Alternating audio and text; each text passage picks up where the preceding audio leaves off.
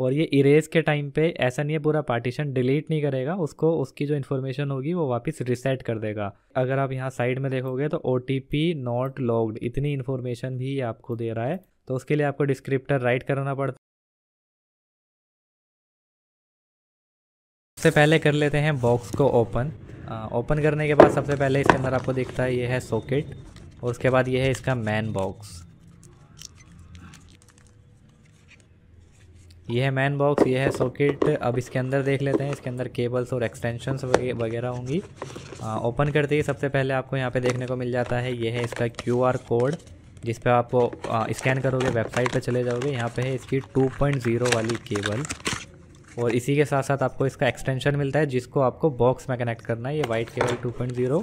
इसके बाद यहाँ पे दूसरा बॉक्स है, इसके अंदर आपको मिलेगी 3.0 की केबल टाइप C वाली। तो इसको ओपन कर लेते हैं, और इसके साथ साथ आपको अलग अलग साइजेस के सॉकेट्स मिल जाएंगे जिसको आपको एडोप्टर के अंदर लगाने होते हैं। ये है आपकी ब्लैक केबल टाइप C वाली, जिसको आपको बॉक्स में कनेक्ट करना होगा। आप सिंपल देख लेते हैं, ये है इसका, ये मैग्नेटिव है, ये अलग अलग साइजेस में, सारे साइजेस में अवेलेबल है।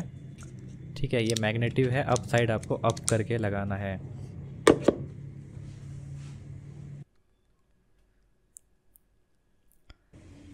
अब रखते हैं अपनी UFS की चिप इस सॉकेट के अंदर। उससे पहले मैं आपको दिखा देता हूँ इसका ये जो नोज कट पॉइंट है, अगर आप देख पा रहे होंगे, ये सभी को पता होगा नॉर्मल। इसका जो नोज कट पॉइंट है, नोज कट पॉइंट के अकॉर्डिंग ही आपको इसके अंदर प्लेस करना है। तो ये आप देख सकते हो बॉटम साइड पे आपको नोज कट पॉइंट दिख रहा होगा, और वहीं पे अगर आप एडोप्टर में देखोगे वहाँ पे भी आपको अप साइड में नोज कट पॉइंट दिया होगा। पहले मैं आपको IC का दिखा देता हूँ। ये हमारी UFS 2.0, और यहाँ पे अप साइड में देख सकते हो ये है नोज कट पॉइंट। ये कॉमन सेंस वाली बात है, सबको पता होता है, जस्ट मैं फिर भी दिखा दे रहा हूँ। नोज कट पॉइंट मैच करके आपको इसको प्लेस कर देना है। उसके बाद अब हम इसका ढक्कन बंद करेंगे। ठीक है, अब आप देख सकते हो यहाँ पे 3 एक्सटेंशंस दिए गए हैं पीछे। पीछे जो सॉकेट्स हैं लगाने के वो 3 हैं। पहला है 153, उसके बाद है 254, फिर है 297। हमारा 254 BGA वाली IC है, तो उसका है ये बीच वाला एक्सटेंशन है, बीच वाला, जिसको आपको इसके अंदर प्लेस करना पड़ेगा। हमारा 254 वाली IC है, तो बीच में हमने लगा दी। ठीक है, उसके बाद ये है यहाँ पे इसकी रबड़ हटाई, और ये जो केबल के साथ इसके साथ जो एक्सटेंशन है इसको आपको सिंपल लगा देना है। और ये रही इसकी केबल, जिसको सप्लाई के लिए आप 2.0 पोर्ट में लगा सकते हो। तो 3.0 ब्लैक वाली है, जिसको लगाने के बाद स्पीड ज़्यादा एडवांस आएगी, यानी स्पीड अच्छी आएगी। 3.0 का पोर्ट फास्ट होता है। 2.0 में भी लगा के काम कर सकते हो। तो सिंपली इसको आपको बॉक्स के अंदर कनेक्ट कर देनी है, इसको आपको फिर PC पे कनेक्ट करनी पड़ेगी। तो अभी चलते हैं सीधा PC की स्क्रीन पे, चेक कर लेते हैं। तो सबसे पहले JCID का सेटअप डाउनलोड करने के लिए आपको गूगल पे JCID डाउनलोड लिखना है। फर्स्ट लिंक पे जैसे ही आप क्लिक करोगे, यहाँ पे आपको मेन सेटअप इसका दिख जाएगा, ये रहा JCID डाउनलोड करके आपको इंस्टॉल कर लेना है। इंस्टॉल करने के बाद ये आपके डेस्क सेटअप इस टाइप से आ जाएगा। इंस्टॉल करते टाइम पे जितने भी ड्राइवर होंगे इसके JCID के, वो ऑटोमेटिकली इंस्टॉल करवा देगा। इंस्टॉल करते टाइम पे अगर ये आपसे अपडेट का पूछता है, न्यू अपडेट का, तो आपको सिंपली अपडेट पे क्लिक कर लेना है। अगर आप JCID के फर्स्ट यूज़र हो तो सबसे पहले इसको रजिस्टर करना पड़ेगा। रजिस्टर के टैब पे जाके ऊपर आपको अपना ईमेल ID डाल देनी है, नीचे पासवर्ड, और जैसे ही आप गेट कैप्चा पे क्लिक करोगे आपकी ईमेल एड्रेस पे कोड आएगा, वो आपको इस पे डाल के रजिस्टर के बटन पे क्लिक कर देना है। आपका रजिस्ट्रेशन डन हो जाएगा। रजिस्ट्रेशन डन के बाद आपको इसको सिंपली लॉगिन कर लेना है। लॉगिन करने से पहले जिस भी कंट्री में आप बैठे हो उस कंट्री के हिसाब से आप चेक कर सकते हो कि नेटवर्क कौन से बेटर है। यहाँ पे नेटवर्क मीडियम दिखा रहा है, अमेरिका में जाओगे नेटवर्क मीडियम, ईरान में जाओगे नेटवर्क मीडियम, और हांगकॉन्ग में भी नेटवर्क मीडियम। अगर ये आपको बैड नेटवर्क दिखा रहा है तो उस पर आपको लॉगिन नहीं करना है। तो जस्ट आपको लॉगिन पे क्लिक कर देना है। सारा सेटअप इंस्टॉल करने के बाद आपको सिंपली यहाँ पे UFS पे क्लिक कर देना है।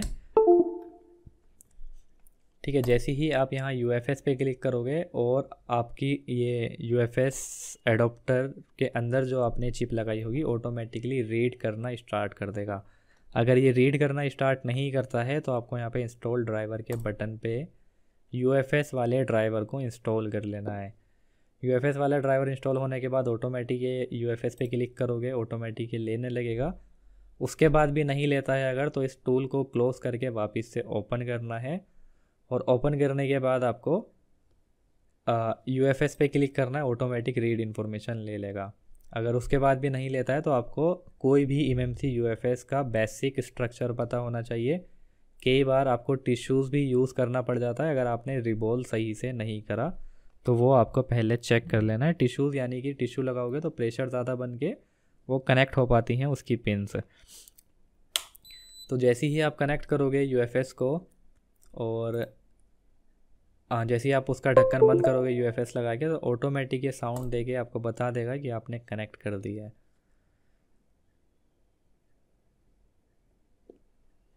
यहाँ से आप सिंपली क्लिक करके रीड बेसिक इन्फॉर्मेशन ले सकते हो। सबसे पहले इसमें बहुत सारी चीज़ें हैं, यानी कि अच्छे खासे फीचर हैं इसमें, इतने ज़्यादा नहीं है। नए बॉक्स के हिसाब से काफ़ी ज़्यादा अमेजिंग मैं इसको बोल सकता हूँ, क्योंकि काफ़ी जिस हिसाब से ये नया टूल है, इसकी सॉफ्टवेयर ऑप्टिमाइजेशन मेरे को ऑलमोस्ट ठीक ठाक लग रही है। डिस्क्रिप्टर कन्फिग्रेशन भी दिख रही है, UFS कन्फिग्रेशन भी दिख रही है, रीड और राइट का ऑप्शन है, लेकिन उतना एडवांस लेवल का नहीं है, नॉर्मल सिंपल ले रखा है इन्होंने। अभी किस किस चीज़ की कमी है और क्या क्या एडवांस है उस चीज़ को एक बार चेक करेंगे। सबसे पहले मैं आपको दिखा देता हूँ यहाँ पे रीड और राइट की स्पीड। बाकी की चीज़ पे बाद में बात करेंगे, एक बार रीड और राइट की स्पीड इसकी चेक कर लेते हैं। तो अभी मैं रीड और राइट की स्पीड के लिए डायरेक्ट सेलेक्ट ऑल क्लिक करके, ठीक है, बैकअप XML पे क्लिक करोगे तो ये सारे पार्टीशंस के साथ साथ और जितने भी ये लून है इसके साथ साथ XML वाली फाइल भी आएगी। डायरेक्ट अगर बिन में बैकअप करोगे तो ओनली बिन फाइल्स आएगी, XML नहीं आएगी। और यहाँ पे इन्होंने डायरेक्ट ऐसा कोई मैनुअल ऑप्शन नहीं दे रखा कि आपको कितने GB का बैकअप लेना है, ठीक है, जैसे कि बाकी के टूल्स में होता है, जैसे 1 GB 512 GB। अगर उसके लिए आप इसमें थोड़ा MIPI टाइप का ऑप्शंस है, उसके लिए आप क्या कर सकते हो, लून 0 लून 1 को आपको पूरा फुल बैकअप ले लेना है। बाकी ये जो लून 2 है इसको आप यहाँ से जितने भी GB का आपको पार्टीशन लेना है, 1 GB 512, तो मेरे हिसाब से UFS में 1 GB तक में आपके सिक्योरिटी फाइल्स कंप्लीट आ जाती है।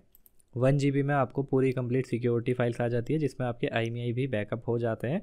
और अगर आपको सिक्योरिटी फाइल्स मैन्युअली बैकअप करनी है तो ये टूल कम से कम उतना एडवांस है कि आपको हाईलाइट करके दिखा रहा है कि कौन कौन सी सिक्योरिटी फाइल्स है।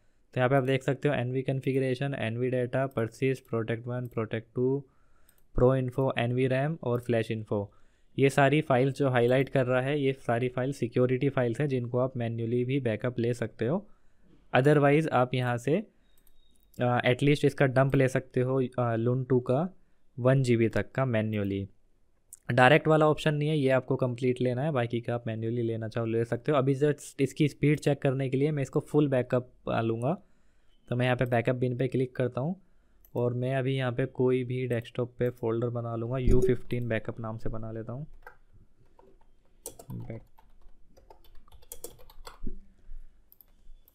ठीक है, सिलेक्ट फोल्डर कर दिया है और इस पर मैं अब क्लिक करके देख लेते हैं एक बार इसकी स्पीड कितनी आएगी। तो स्पीड आप चेक कर सकते हो, स्पीड में कोई भी प्रॉब्लम नहीं है, स्पीड ऑलमोस्ट बहुत ज़्यादा अमेजिंग है। 166 MB/s की जा रही है। और ये आपको डायरेक्ट क्वेलकॉम वाली फाइल भी बैकअप करवाता है। ये बैकअप XML दिख रहा है, तो ये XML वाली मतलब XML के साथ बैकअप करवाएगा।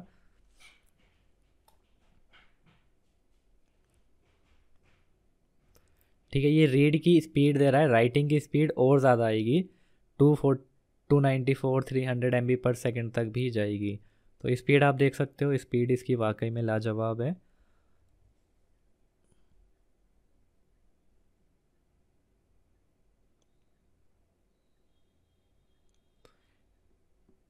ठीक है, इन्हें फुल डंप रीड कर दिया विद इन अ मिनट आप बोल सकते हो। और एक बार चेक कर लेते हैं कितने GB का इसने फुल बैकअप लिया है हमारा। 7.29 GB इसने with in a minute backup कर दिया। तो ये तो थी इसकी बैकअप की स्पीड।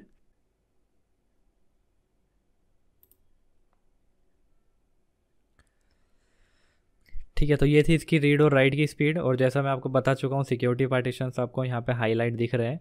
और वहीं बात करूँ, इसमें एंड्रॉयड का डायरेक्ट टूल नहीं दिया गया। अगर आपको जैसे डायरेक्ट MI अकाउंट रिमूव करना है, यूज़र डाटा यानी स्क्रीन लॉक रिमूव करना है या FRP रिमूव करना है, उसके लिए इन्होंने डायरेक्ट बटन कहीं पे भी नहीं दिए हैं एंड्रॉयड टूल के। अगर आपको पार्टीशंस की इन्फॉर्मेशन होगी तब जाके आपको पता होगा कि स्क्रीन लॉक का पार्टीशंस कौन सा होता है, FRP का कौन सा होता है। अगर आपको FRP रिमूव करना है तो सिंपल आपको ये FRP वाला पार्टीशंस को मैन्युअली इरेज करना पड़ेगा। ये रहा यहाँ पे इरेज का बटन। और अगर स्क्रीन लॉक को रिमूव करना है तो ये रहा यूज़र डाटा को इरेज कर सकते हो। और ये इरेज के टाइम पे ऐसा नहीं है पूरा पार्टीशन डिलीट नहीं करेगा, उसको उसकी जो इन्फॉर्मेशन होगी वो वापस रिसेट कर देगा। तो जैसे कि ये वाला पार्टीशन काफ़ी ज़्यादा बड़ा है तो ये टाइम ले लेगा, और अगर वहीं इसमें डायरेक्ट कोई बटन होता तो ज़्यादा बेहतर रहता। अब यहाँ पे आपको UFS कन्फिग्रेशन का मिल जाता है। UFS कन्फिग्रेशन में आप अभी देख सकते हो जैसे कि इसकी इन्फॉर्मेशन रीड होते टाइम पे इसने ये बताई, मॉडल कौन सा है, वर्जन कौन सा है, UFS का 2.10 है, और यहाँ पे आपको पूरी कैपेसिटी वगैरह सब कुछ बता दी। और यहाँ पे आपको बता रहा है कि डिवाइस की हेल्थ कितनी यूज़ हुई हुई है, 10 to 20% है, जो कि एक्चुअल बता रहा है, फेक अपनी तरफ से नहीं बता रहा। यही सेम EasyJetag में भी इसकी हेल्थ है। और वहाँ पे अगर आप यहाँ साइड में देखोगे तो OTP नॉट लॉग्ड, इतनी इन्फॉर्मेशन भी ये आपको दे रहा है। तो यानी कि ये एडवांस रहेगा, आने वाली अपडेट्स जो होगी इसकी काफ़ी ज़्यादा एडवांस रहेगी। OTP लॉग्ड का मतलब है कि कुछ पार्टीशंस लॉग्ड होते हैं, ख़ास तौर पे जो MDM वाले फ़ोन होते हैं या जो गवर्नमेंट टैब होते हैं या सैमसंग के फाइनेंस हो गए, उसके अंदर आप पार्टीशंस को राइट नहीं कर सकते। तो उसके लिए आपको डिस्क्रिप्टर राइट करना पड़ता है या फिर आपको दूसरे डिस्क्रिप्टर को राइट करना पड़ता है। और एक तरह से रिसेट बोल सकते हो आप कि UFS रिसेट करनी पड़ती है, तब जाके आप पार्टीशंस को राइट कर पाते हो। तो OTP लॉग ये साफ साफ यहाँ पे दिखा रहा है।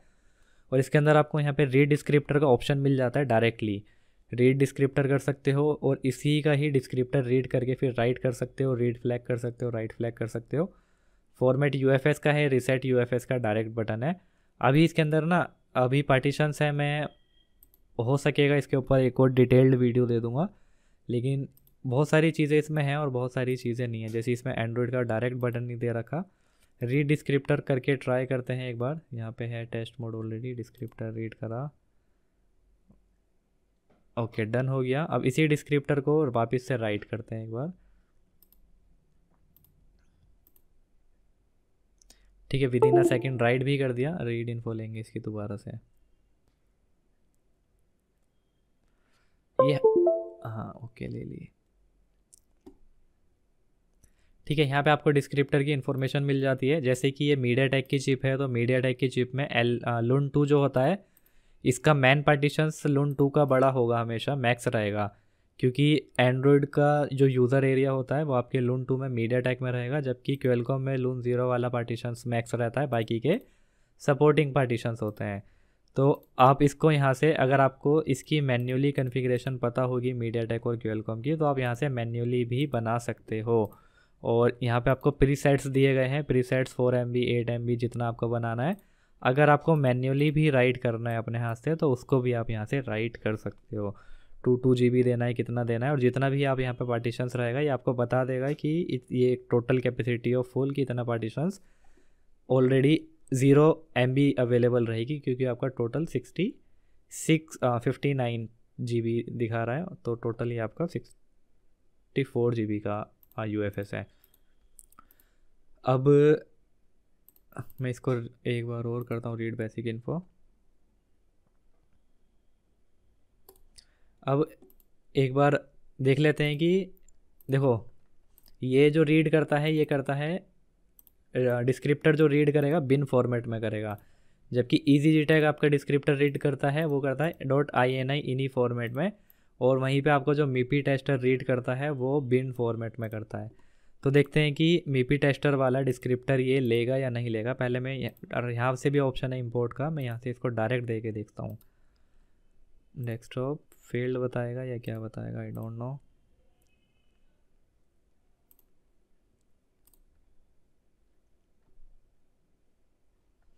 फेल्ड बता रहा है कि यानी कि MIPI वाला डिस्क्रिप्टर भी नहीं ले रहा। और अगर मैं यहाँ से दूंगा यहाँ पे भी फेल ही बताएगा, लेकिन उसके कम से कम पार्टीशंस की इन्फॉर्मेशन दिखा सकता है। हाँ ये रहा डिस्क्रिप्टर।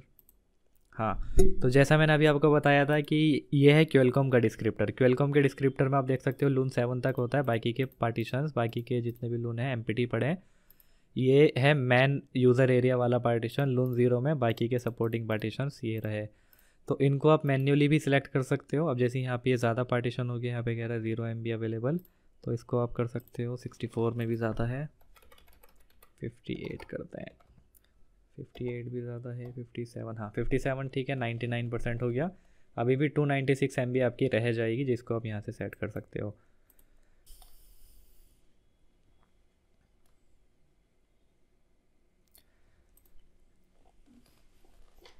ठीक है, तो बाकी की चीज़ें आप खुद से ट्राई कर सकते हो। अगर आपको इसको मैन्युअली कॉन्फ़िगरेशन वगैरह करनी आती होगी तो आप कर पाओगे। काफ़ी ज़्यादा ऑप्शन दे रखे हैं इसमें, हाई प्रायोरिटी किसको देना है, कौन से वाले पार्टीशंस को देना है, वो सब कुछ इसमें यहाँ पे ऑप्शंस अवेलेबल है।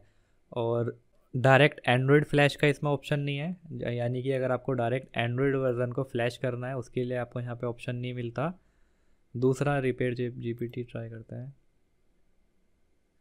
ओके, दूसरा आपको इसके अंदर डायरेक्ट एंड्रॉयड का एफआरपी वगैरह वाला ऑप्शंस नहीं मिलता है। वहीं बात करें डिस्क्रिप्टर को रीसेट वगैरह करने की, ओटीपी तो इसके अंदर वो सारा ऑप्शंस आपको मिल जाते हैं। तो ऑलमोस्ट ओके है नए टूल के हिसाब से, ठीक है। और प्राइस थोड़ा इसका ज़्यादा लगा उस हिसाब से मेरे को। अब आने वाली अपडेट में देखेंगे, पहला तो इसका एमएमसी का वेट रहेगा कि एमएमसी कब आएगा, when this tool will launch MMC. और उसके बाद बहुत सारे जो सॉफ्टवेयर अपडेट हैं वो इसमें बचे हुए हैं। अब नेक्स्ट अपडेट के बाद पता चलेगा कि कितने सॉफ्टवेयर को अपडेट करा जाएगा या नहीं करा जाएगा। ठीक है, तो यही थी इसकी कंप्लीट वीडियो। और ऑलमोस्ट मतलब काफ़ी ज़्यादा फीचर इसमें अवेलेबल हैं। नए के हिसाब से ऑलमोस्ट अच्छा टूल है। आने वाली अपडेट क्योंकि एकदम नया टूल है, नए में अभी आने वाली अपडेट के बाद पता चलेगा कि ये टूल कितना दम रखता है। नए के हिसाब से भी इसने काफ़ी ज़्यादा ऑप्शंस और काफ़ी ज़्यादा फीचर्स इसने दे रखे हैं। वहीं पे इसका एमएमसी का वेट रहेगा कि कब इसके अंदर एमएमसी का ऑप्शंस आएगा, कब इसका एडोप्टर निकलेगा एमएमसी के लिए। तो जस्ट उसका वेट रहेगा। यूएफएस का तो है ही है, जो आप देख ही रहे हो स्क्रीन पे। तो यही थी इसकी टेस्टिंग जो मैंने आपको दिखा दी है। बाकी कुछ नया आएगा इसके अंदर या कुछ नया अपडेट आएगा तो उसके ऊपर मैं कोशिश करूँगा आपको इसकी डिटेल्ड वीडियो देने की। अभी ये मेरी तरफ से भी पूरा टेस्ट नहीं करा गया है, अभी जस्ट मैं आपको नॉर्मल ही इसको दिखा रहा हूँ। तो एक बार टेस्ट करने के बाद ही पता चलेगा प्रैक्टिकल में कि कितना दम रखता है ये टूल। यही थी एक छोटी सी वीडियो जिसमें जस्ट इसकी नॉर्मल टेस्टिंग आपको पता चली होगी। So bye, take care, thanks for watching.